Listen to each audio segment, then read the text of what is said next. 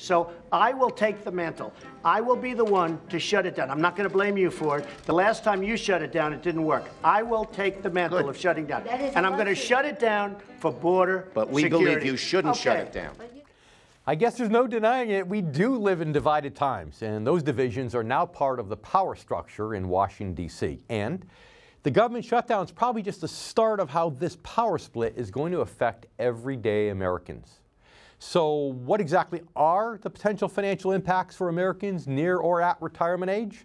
It's that time again, time to tune out the hype and focus on the facts. Facts that matter to you, the income generation. Let's get started. Get ready to separate reality from myth. With us, David Scranton. David Scranton. David Scranton. David Scranton. But David Scranton says, hey, not so fast. How does it affect the markets? How does it affect the economy? Thanks to efficiencies in new technology and a staff of veteran analysts and portfolio managers, Sound Income Strategy strives to set new standards and bring institutional style investing to your portfolio.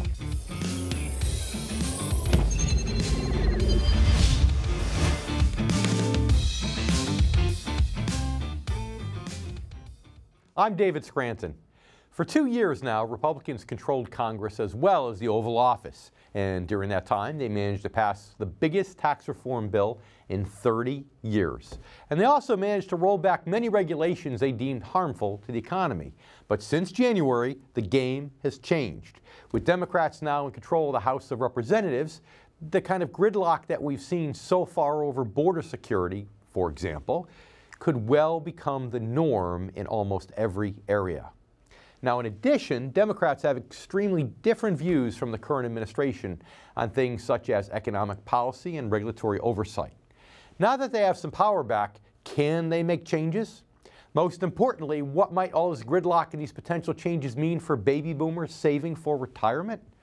We'll try to answer that on today's show with the help of our guests.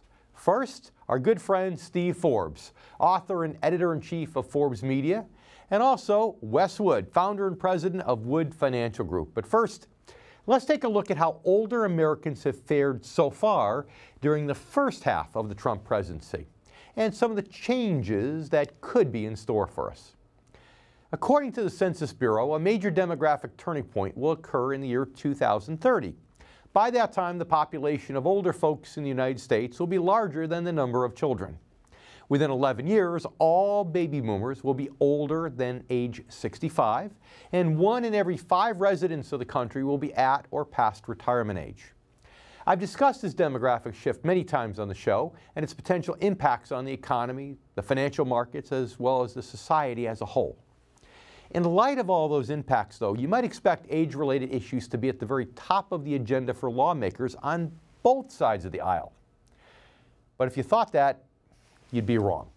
In the first half of the Trump presidency, the administration did address some age-related issues, such as Social Security, Medicare, and retirement security, but in very limited ways.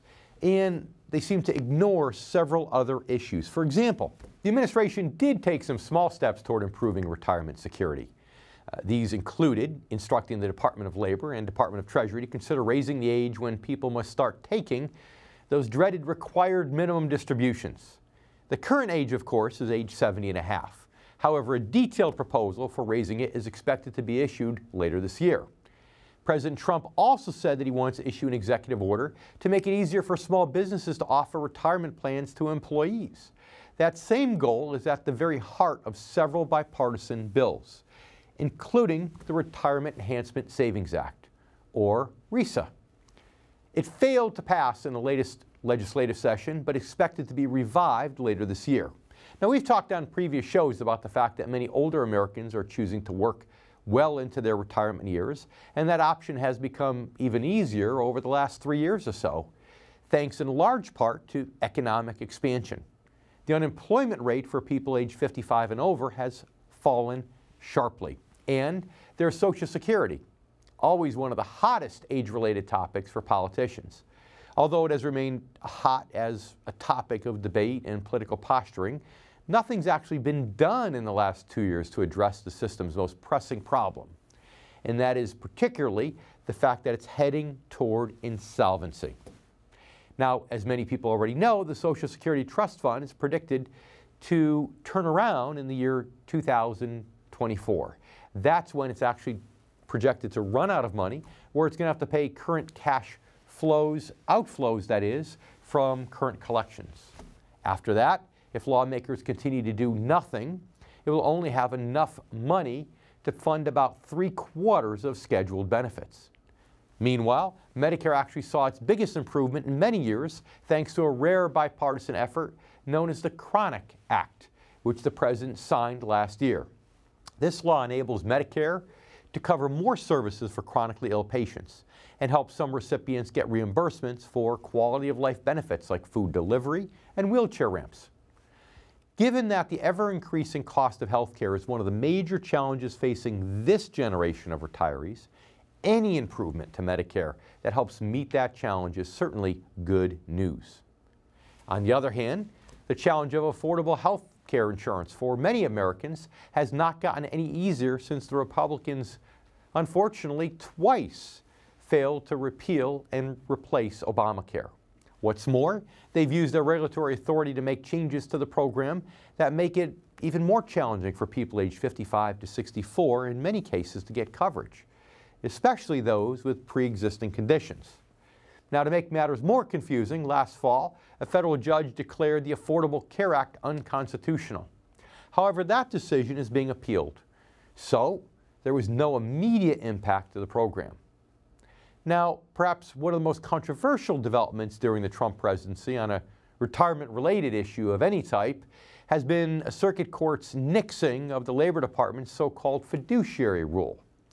Ostensibly, the rule was designed to help protect everyday investors by imposing stricter standards on the financial services industry. But was it really able to do that? And what does it mean for investors in the industry now that the rule is dead? We'll talk more about that coming up in just a bit. But for right now, let's welcome our first guest, Steve Forbes. He's the editor-in-chief of Forbes Media and one of the nation's leading authorities on business, the economy, as well as the financial markets. He's also the author of Reviving America: How Repealing Obamacare, Replacing the Tax Code, and Reforming the Fed Will Restore Hope and Prosperity. Steve, it's wonderful to have you back to the show. Welcome.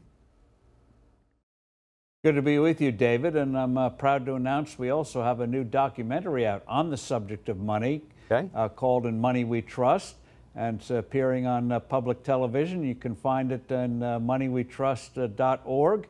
A great documentary, a little under an hour, and I think it's very relevant given the fact that we're going to have to be concerned with the Federal Reserve again during the course of the year. Are they going to try to stop the growing economy? That's great. In Money We Trust. Okay, thank you for that. Tell me, since I have the pleasure of speaking with an ex-presidential candidate here, you keep your finger on politics more closely than I do. What do you think that having the Democrats back in the House now is going to mean for the last, 21 months or so of the Trump administration's presidency? What are your thoughts on that? Well, I think they've already demonstrated that they are secret agents of Donald Trump in the sense that they've gone so far left that they're going to put him in a good position for 2020. This new Green Deal, this Green New Deal that they've come up with, it sounds like something that was written for Saturday Night Live, a comedy show, rather than a serious document. I mean, a bridge across the Atlantic Ocean, a tunnel under the Atlantic Ocean, a war against cows. I mean, the only flatulence you have to worry about are not from cows, but from these politicians. And here they are, and they're worried about a silly little fence. Can you believe it all? Well, again, most Americans support border security, and the idea that having part of the security package having a fence or a wall or whatever you want to call it would engender so much controversy, I think has people scratching their heads. Now, I've always taken you to be a fairly diplomatic fellow. And as much as we love the president, maybe even a little more diplomatic than the president can be. So what do you think the right answer is here to get this border security done? What do you think the right answer is not to have a government shutdown? Well, I think the president's made it clear he will sign the bill that Congress may pass sometime tonight. And then from there on, I think the 55 miles of fence, which will be built in coming months, will be seen as a demonstration project, a continuation of the fact that there's much of the border where those kinds of structures do the job, making sure we have people coming in that have permission to come in instead of just coming in on their own. And I think it's going to set the stage for 2020, where you are going to get a serious discussion of genuine immigration reform, including streamlining our own immigration procedures so that those who play by the rules are not punished, while those who break the rules get in. So bottom line, in the 45 seconds we have left in this segment here, you believe that everything that they're doing by the Democrats taking such a radical stance, is it really almost helps shoe in President Trump for a second term? Well, one of the things President Trump has going for him is the Democrats have to run somebody against him in 2020. And when you look at their field of so-called candidates, you have to scratch your head. Is this what we want in the White House? I think most Americans are going to conclude no. Everyone thought that huge panel of Republicans last time was a bit of a circus. I can't wait to see what kind of circus the Democratic panel turns out to be next year. So, Steve, stay with us for just a minute. Please don't go away. We have to take a commercial break. And you stay with us, too. This is David Scranton. I'm here with Steve Forbes on the Income Generation. We'll be right back. For behind-the-scenes photos, retirement planning tips, and upcoming giveaways, follow the Income Generation Show on Facebook. And don't forget to subscribe to our YouTube channel to watch video clips, guest interviews, and to catch up on past episodes. David J. Scranton, Amazon bestselling author, money manager, and national TV host, is on a mission to educate baby boomers about the need to shift from growth to income. If you're at or near retirement, focusing on income over growth can make all the difference in the quality of your retirement. Each week, David educates America on his Newsmax TV show, The Income Generation, where he provides special reports and more to teach baby boomers about the income model. Call now for a free copy of David's latest book. Go to soundincomestrategies.com/income to find out more. This is fun. This is great. 3, 2, 1. But I'd like to take a few seconds and tell you why I decided to write the book entitled Return on Principle. Basically, it all boils down to this. Let's face it, you deserve to live a happy retirement. It's as simple as that. But for many, the subject of money, finance, and math is complicated. Here's a fun fact. Many Americans claim that they'd much rather clean a toilet than calculate a tip in a restaurant. Thank you, I guess. But it doesn't have to be that complicated. Using the 7 core values I outline in my book, you too will be able to build a life based upon the right core principles. Cut. Return on Principle isn't just a book about financial investing, it's about investing in your life. I know for a fact that you're going to love it. Okay, now it's just getting a little weird here.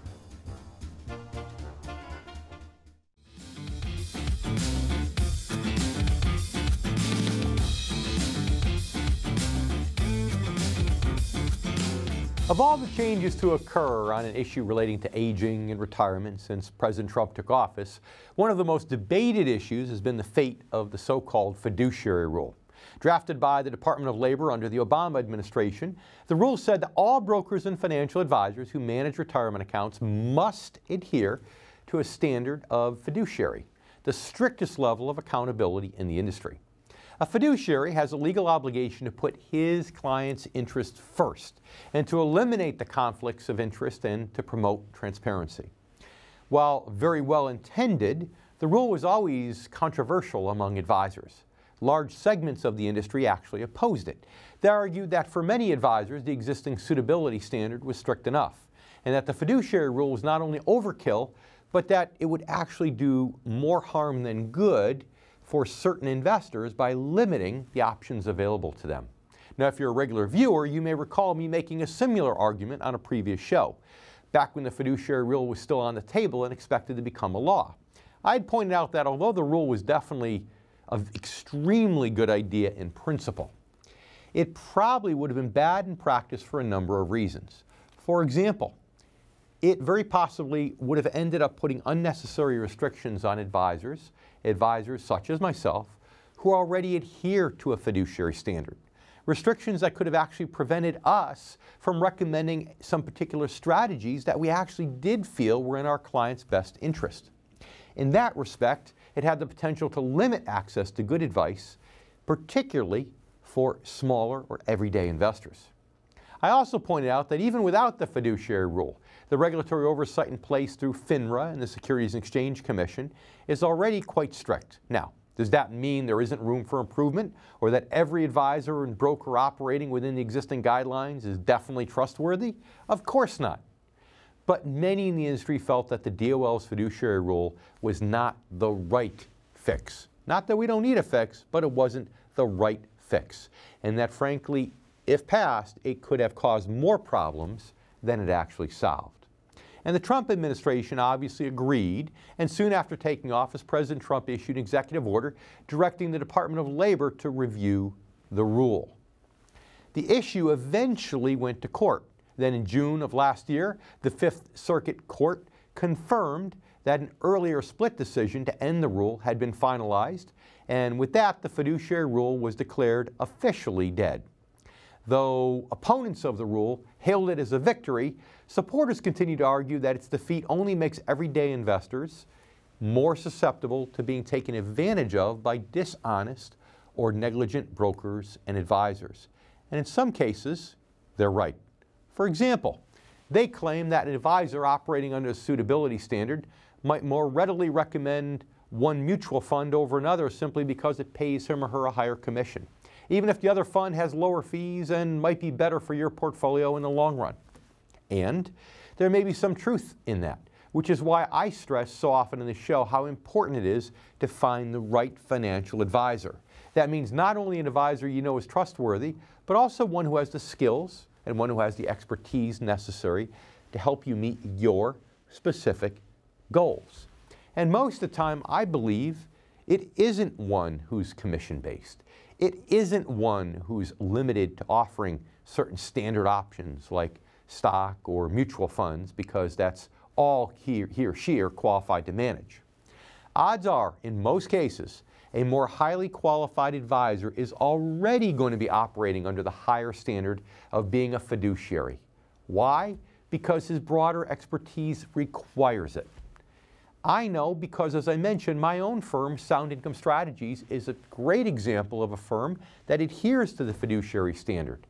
Why? Because of our specialized expertise in the universe of non-stock market income-generating options, such as individual bonds and bond-like instruments. Here's the bottom line. Even without the fiduciary rule, everyday investors, through their own due diligence, can still find advisors who are held to the highest level of accountability. Again, that doesn't mean there isn't room for improvement in the regulatory system overall. There certainly is. But fiduciaries like myself actually support improvements because we know that bad and dishonest advisors reflect poorly on our entire industry. The potential good news on that front is that the SEC has proposed its own best interest rule, which is less encompassing and restrictive than the fiduciary rule and could end up replacing it. Of course, that might take some bipartisan cooperation, which, as you know, isn't easy to come by these days. So with that in mind, what other political issues, what other challenges should retirees and near retirees in particular keep their eyes on in the coming months? Well, we'll talk about more and address some of those in just a bit. And right now it's time to welcome back our good friend, Steve Forbes. So since we're talking about politics— Good to be with you again, David. And since we're talking about politics, before we wrap up on that topic, do you think that with the Democrats now in the House, that means that Trump tax reform #2 is dead for the moment, and that we have to wait till the next term to consider that? Sadly, the answer is yes. And I think, though, this is an opportunity for the White House and for congressional Republicans to set the stage for what happens next. Instead of being always on defense when the Democrats come up with crazy ideas like 70% income taxes, wealth taxes, and the like, We should go on offense and put a good, attractive, pro-growth proposals on the table, such as, how about the flat tax? You put something that it engenders that kind of excitement, gets the IRS off of people's backs, by golly, it's going to be the Democrats that are going to be back on their heels instead of the Republicans. I know you've always been a huge proponent of that, and I've always supported you in that effort. I agree completely. Of course, the closest we've ever been to the flat tax recently has been during the Reagan administration. You remember that, and that was, gosh, 33 long years ago at this point. So let's talk about the economy. Back when you were in grade school. No, I wish I were. I was just starting as a financial advisor back then. It was the very beginning of my career. But, you know, let's talk about the economy, because the reality with the economy is that there's lots of signs now that are sending off some warning bells, some warning sounds with the economy, not the least of which is what the bond market did back in December, basically telling the Federal Reserve enough is enough. Long-term interest rates aren't going any higher, which thankfully allowed the Federal Reserve to come out just a couple weeks ago and take a more dovish tone. So, think the economy is running out of steam? Do you think it's got enough to keep marching on for a couple years? What does that mean? Oh, I think the economy has the capacity to have even greater growth than it had last year. We had a bit of a trip up in December, January, the combination of uncertainty about what was going to happen on trade, the government shutdown, which created some uncertainty, I think gave us a brief hiccup. But I think starting now, you're going to see the economy start to get back on track. And if we successfully conclude trade deals, especially with China, which I think will happen in the next couple of months, you'll see this economy really start to pick up steam. And then the real threat to the economy will be the Federal Reserve. When you start hearing Fed officials talking about overheating, you know, they think the economy is a machine that can overheat like an engine in a car. The economy, as you know, David, is made up of individuals, 300 million in America, 7 billion around the world. And just think of how absurd the old word overheat is. If you get a raise in pay, do you feel that like you're overheating, you're becoming more prosperous, and so your temperature goes up, and you say, take the money away, I'm overheating, we need some more unemployment. But that's the attitude of the Fed. They believe that prosperity causes inflation. The only thing that causes inflation is bad Fed monetary policy, not the fact that people are working more and earning more. Well, you know that the Fed's created more recessions than anything else because they've overreacted, they've reacted too late. So Steve, stay with us, please. We have to take a commercial break again. We'll be right back with more here from Steve Forbes. I'm David Scranton, and you're watching The Income Generation. We'll be right back. David J. Scranton, Amazon bestselling author, money manager, and national TV host, is on a mission to educate baby boomers about the need to shift from growth to income. If you're at or near retirement, focusing on income over growth can make all the difference in the quality of your retirement. Each week, David educates America on his Newsmax TV show, The Income Generation, where he provides special reports and more to teach baby boomers about the income model. Call now for a free copy of David's latest book. Go to soundincomestrategies.com/income to find out more.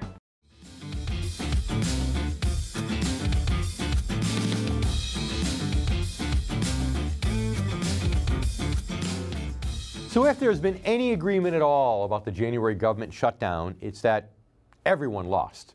That means Republicans, Democrats, workers, and certainly the economy. According to the Congressional Budget Office, the final loss tally included $11 billion for the total economy, $3 billion toward 2018 fourth quarter GDP, and $8 billion toward first quarter 2019 GDP. As for the stock market, it managed to weather the storm somehow, some way, with both the Dow and the S&P 500 actually growing by about 7% in the month of January after an incredibly horrible month of December. Big investors were able to shrug off all the damage of the shutdown by focusing on more positive economic news, such as strong jobs reports, as well as the Fed striking a much more dovish tone on interest rates at its January meeting. And it's actually very typical for the stock market to shrug off bad news toward the end of a cyclical bull market, such as the one we've been in now since 2009. But that usually doesn't last forever.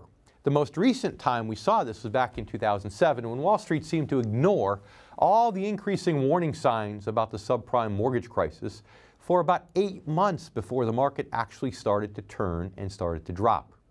The point is this: with the power now split on Capitol Hill, the kind of political gridlock we've seen over border security could very well emerge into other areas with more damaging results for the economy and potentially for the markets.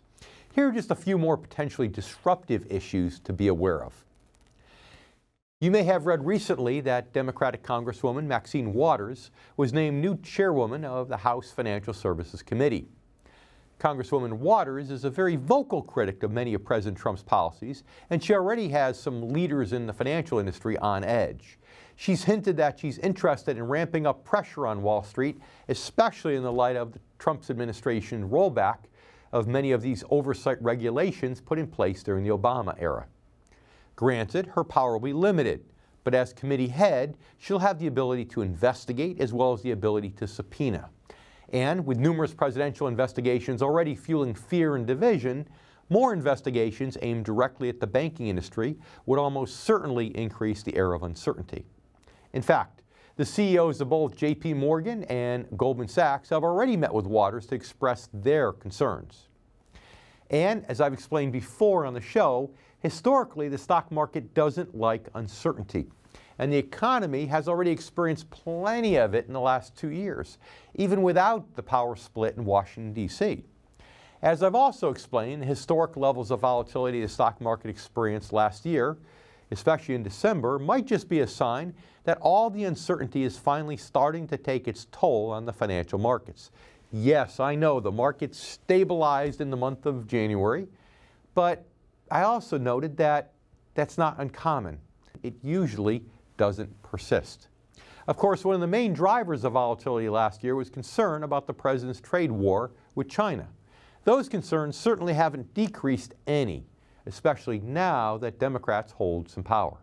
If anything, the new power split has some worry that the president will become even more committed to the trade war. Why?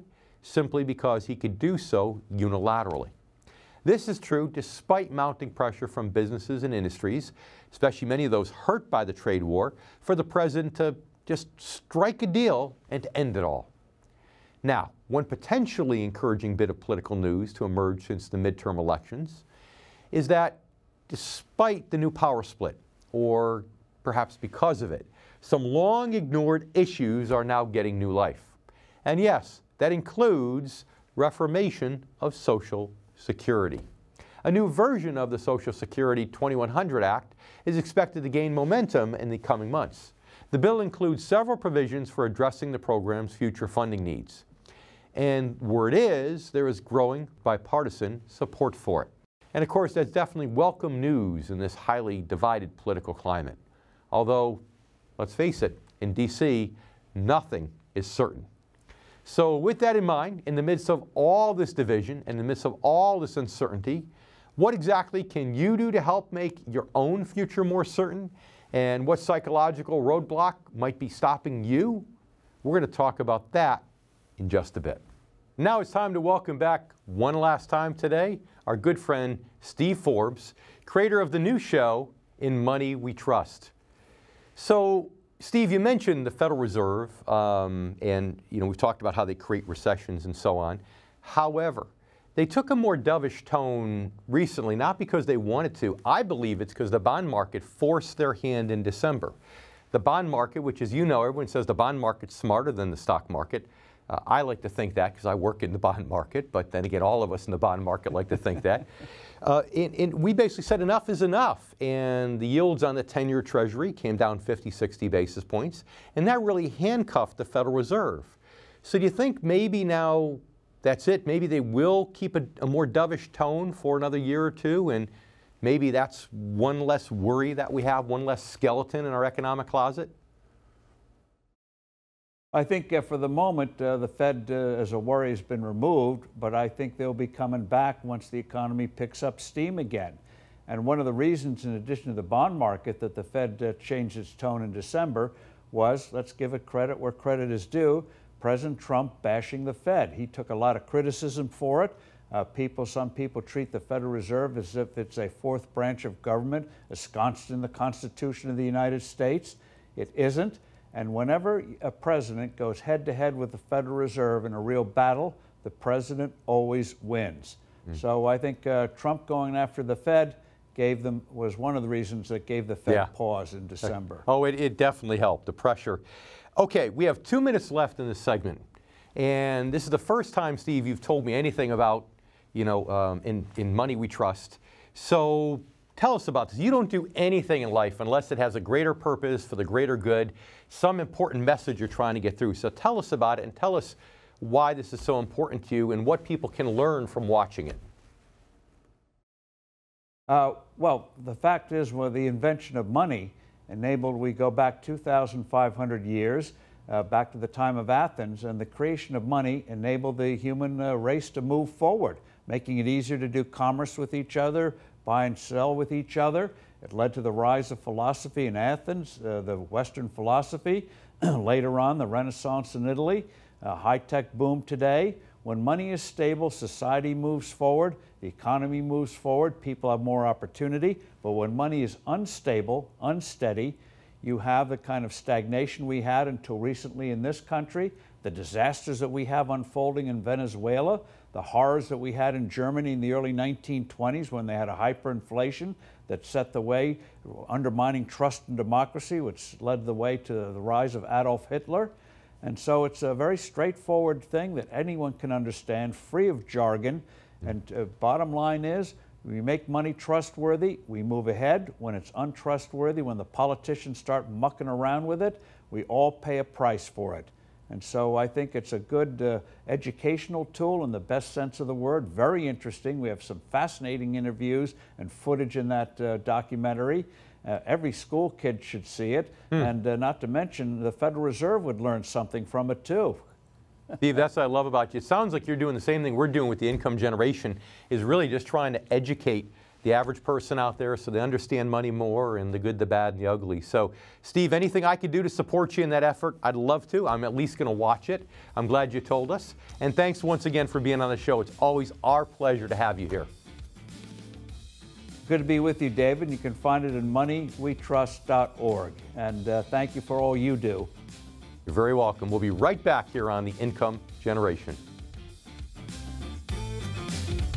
Read David J. Scranton's groundbreaking new book, Return on Principle: 7 Core Values to Help Protect Your Money in Good Times and Bad. Discover practical solutions to the financial challenges facing today's generation of retirees and near retirees. Learn the truth about Wall Street, the financial media, and the secrets they try to hide from everyday investors. This isn't just another book about investing. Working Americans who have lived through 2 major stock market crashes and the worst financial crisis since the Great Depression in the past 16 years don't need another book about investing. David Scranton's approach to financial planning is a holistic system designed for maximum protection, strategic growth, and reliable income regardless of market conditions. Stop planning for retirement with your fingers crossed. Read Return on Principle: 7 Core Values to Help Protect Your Money in Good Times and Bad. Available now.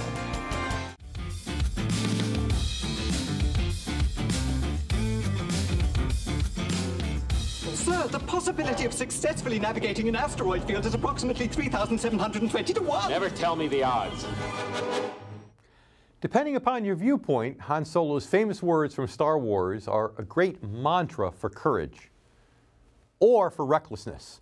Of course, there's often a fine line between the two. We've seen many examples of that in just the past month and a half as the new power split in D.C. has taken hold. Some would call the firm stances being taken by both sides over, for example, the border wall issue, courageous acts of principle.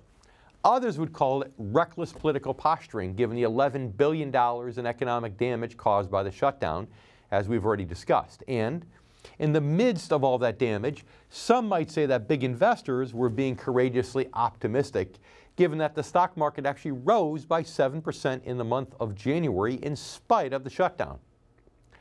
Others, however, might say that they were being fiscally reckless.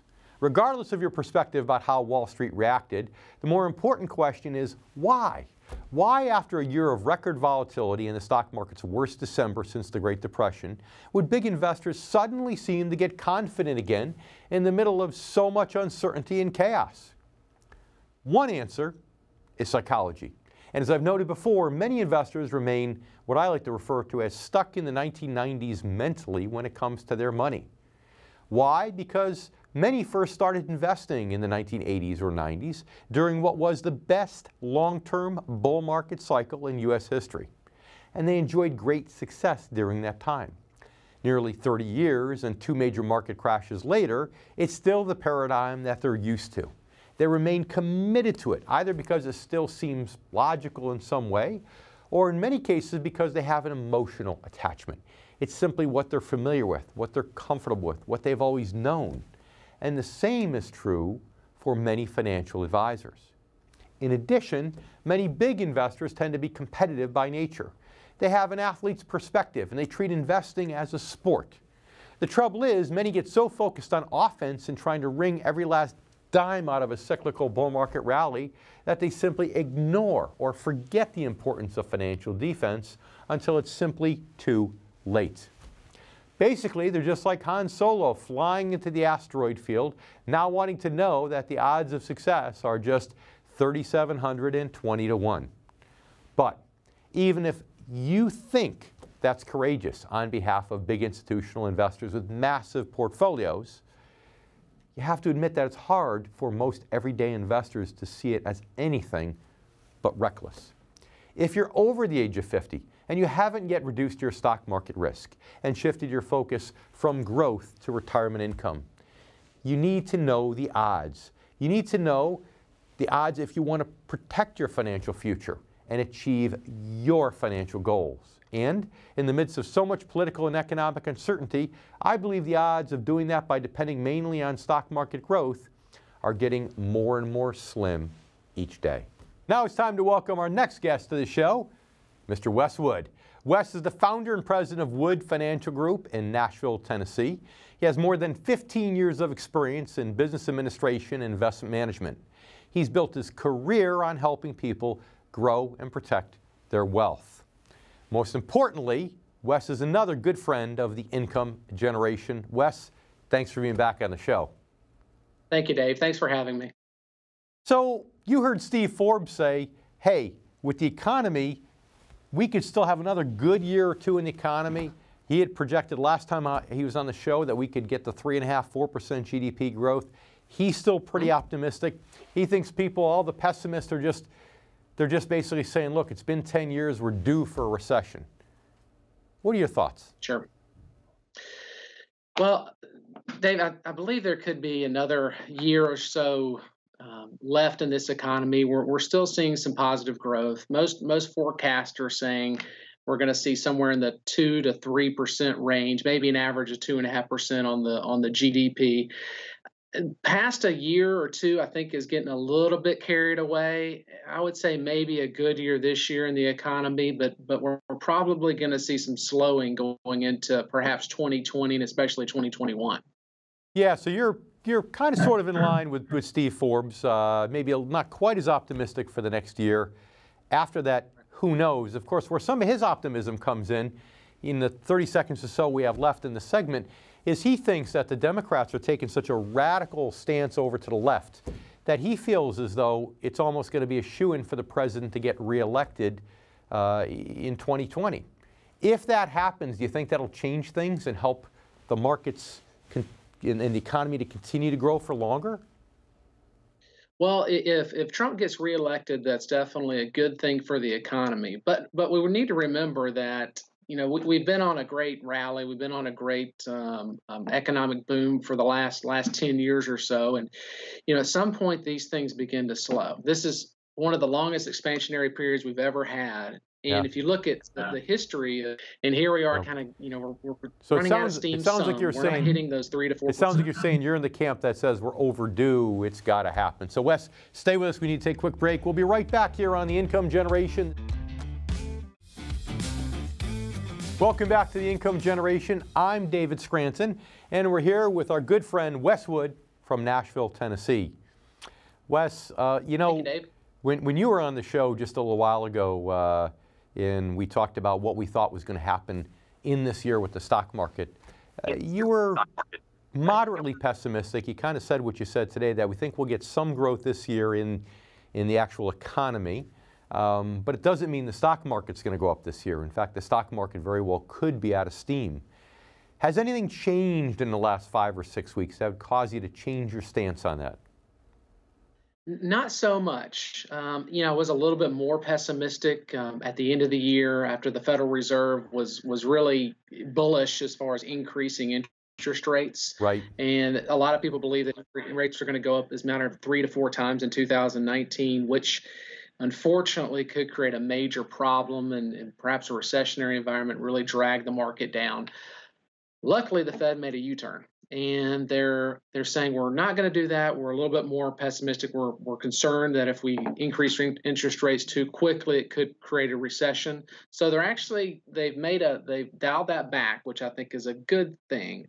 But however, it's been so long. We're pretty much overdue for some type of correction, perhaps a crash. But with the Fed being a little bit more on the side of being more concern with the markets and the economy, that definitely helps some, which is why I believe instead of maybe 2019 seeing some type of correction or crash, it may be pushed out a little bit further. But still, we can't continue just pumping all this quantitative easing into the markets. At some point, we have to get rid of what we have on the balance sheets, increase interest rates, and get more into a real world economy.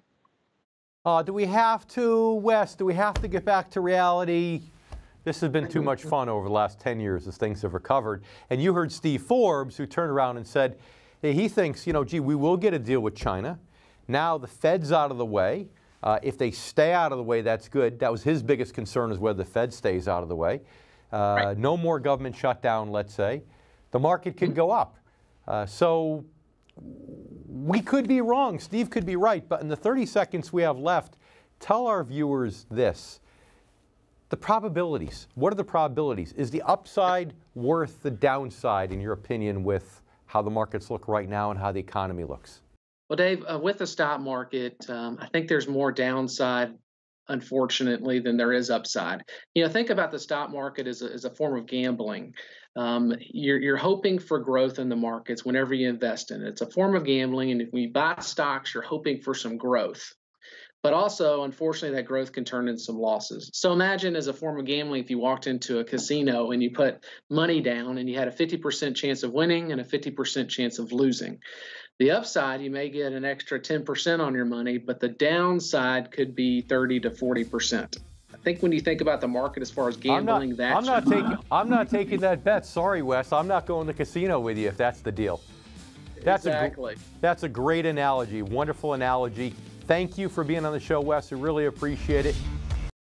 I'd like to thank both of our guests for joining us for another episode of The Income Generation. But more importantly, I'd like to thank you, our new and returning viewers. There's no denying it. There's no getting around it. We do live in a divided world. More than likely, that's not going to change anytime soon, nor is it likely that the chaos and uncertainty caused by that division will decrease at any time soon. If anything, it's only likely to increase now that the two widely divided political parties each hold some power in D.C.